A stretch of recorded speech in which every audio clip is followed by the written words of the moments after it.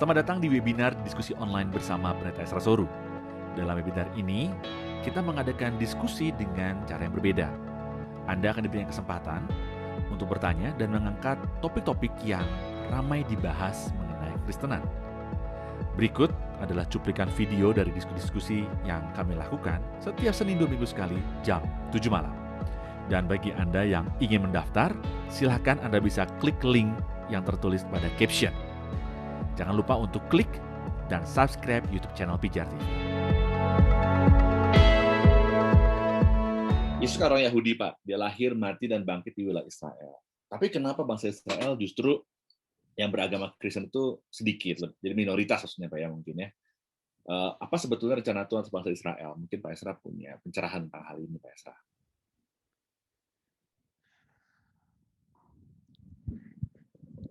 Kalau kita melihat konsep, saya mau misalnya menyoroti dari konsep pemilihan.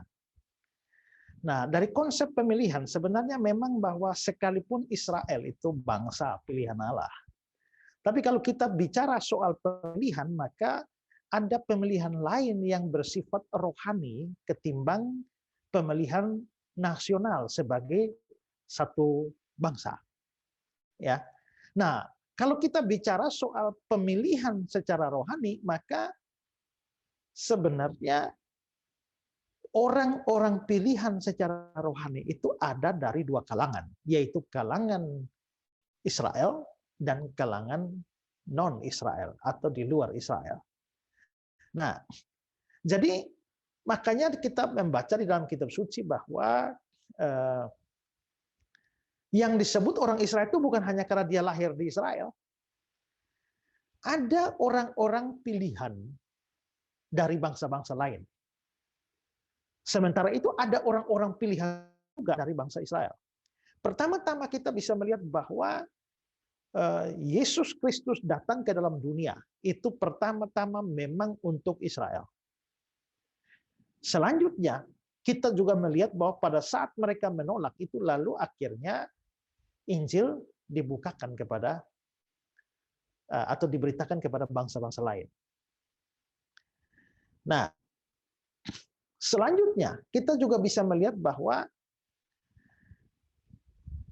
urusan Tuhan Allah dengan Israel juga belum selesai juga. Nanti di bagian akhir dari dunia ini atau menjelang akhir zaman terjadi lagi apa ya? Bangsa Israel ini banyak yang tidak percaya. Mungkin banyak di antara mereka bukan pilihan secara rohani. Pilihan secara nasional ya, satu bangsa utuh. Ya, tapi pilihan secara rohani yang seringkali kita menyebutnya sebagai predestinasi, itu mungkin banyak yang tidak masuk pilihan.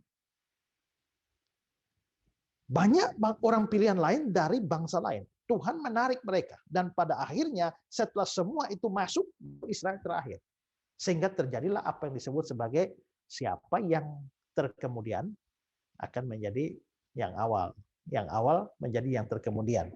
Nah, mungkin saya tunjukkan beberapa ayat dulu ya. Roma pasal 11. Maka aku bertanya, adakah mungkin Allah telah menolak umatnya? Sekali-kali tidak. Karena aku sendiri pun orang Israel dari keturunan Abraham dan seterusnya. Ya. Lalu, tetapi bagaimana firman Allah kepadanya? Aku masih meninggikan 7.000 orang bagiku yang tidak pernah sujud menyembah Baal. Jadi sekalipun banyak orang yang sudah murtad tidak percaya, tetapi masih ada satu sisa yang Tuhan berikan. Lalu demikian juga pada waktu ini ada tinggal satu sisa menurut pilihan kasih karunia. Jadi yang menurut pilihan kasih karunia ini beda dengan pilihan Israel sebagai satu bangsa. Yang menurut pilihan kasih karunia berarti ada orang Israel yang dipilih berdasarkan kasih karunia, ini akan ada sisa. Nah, jadi bagaimana? Israel tidak memperoleh apa yang dikejarnya, tapi orang-orang yang terpilih telah memperolehnya. Nah, ini orang-orang terpilih ini adalah orang-orang dari bangsa lain. Nah, Dan orang-orang lain telah tegar hatinya, seperti ada tertulis, Allah membuat mereka tidur nyenyak, memberikan mata untuk tidak melihat, telinga untuk tidak mendengar, sampai hari sekarang ini. Terus, adakah mereka tersandung dan harus jatuh? Sekali-kali tidak. Tapi oleh pelanggaran mereka, keselamatan telah sampai pada bangsa lain. Nah, ini perhatikan ini. Oleh pelanggaran mereka, keselamatan telah sampai pada bangsa lain, supaya membuat mereka cemburu. Penolakan mereka itu membuka pintu bagi bangsa lain. Termasuk kita di Indonesia. Lalu orang bilang, kalau begitu untung ya kami tolak ya. Coba kalau kami tidak tolak, kalian tidak dapat. Kan begitu pikirannya. Gara-gara mereka tolak, Injil dibukakan bagi bangsa lain. Terus muncul, itu kata-kata Paulus. Terus mereka protes. Nah, kalau begitu kan bersyukurlah kami menolak. Kalau kami tidak menolak kan kalian tidak dapat. Tapi Paulus bilang begini, sebab jika pelanggaran mereka berarti kekayaan bagi dunia. Maksudnya penolakan Israel itu kekayaan bagi dunia. Gara-gara Israel menolak, kita tuh dapat. Ya.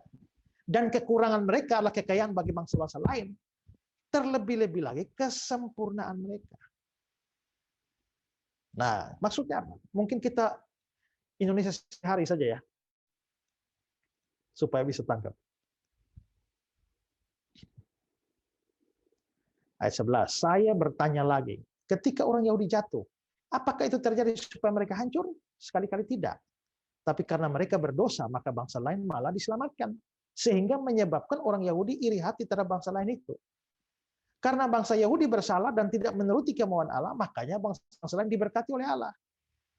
Apalagi kalau hubungan bangsa Yahudi dengan Allah menjadi lebih baik kembali, tentu lebih besar lagi berkat yang diberikan oleh Allah. Nah, jadi jangan bilang bahwa untunglah mereka tolak baru kita dapat. Justru kalau mereka sudah menolak saja dan itu dibukakan bagi kita, apalagi kalau mereka taat. Nah, tapi sekali lagi urusannya belum selesai. Nanti aku berkata kepada kamu, hai bangsa-bangsa Yahudi, justru karena aku adalah rasul untuk bangsa-bangsa bukan Yahudi, aku menganggap hal itu kemuliaan bagi pelayananku, yaitu kalau aku dapat membangkitkan cemburu di dalam hati kaum sebangsaku menurut daging dan menyelamatkan beberapa orang. Maksudnya apa?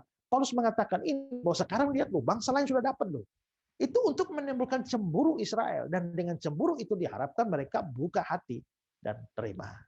Nah, sebab jika penolakan mereka, penolakan Israel berarti perdamaian bagi dunia. Dapatkah penerimaan mereka mempunyai arti lain daripada hidup di antara orang mati? Tidak. Dan kata lain, kalau seandainya mereka percaya dunia lebih diberkati lagi. Tapi begitu mereka menolak, dunia diberkati, mereka tidak. Tapi nanti akan ada saat di mana mereka akan dipulihkan. Ya, untuk hubungan antara orang percaya dan Israel, silakan baca lengkap mulai Roma 9, 10, 11. Itu pasal-pasal yang sentimental tentang Israel. Begitu. Jadi rencana Allah apa di balik semua ini? Ya, Allah memang pada akhirnya dari sudut pandang pemilihan, dia akan menarik orang-orang pilihan berdasarkan kasih karunia. Dan bukan pilihan sebagai suatu bangsa secara nasional saja. Karena itulah sekalipun Israel bangsa pilihan Allah, tapi kalau tetap tidak percaya, ya tetap tidak bisa selamat juga.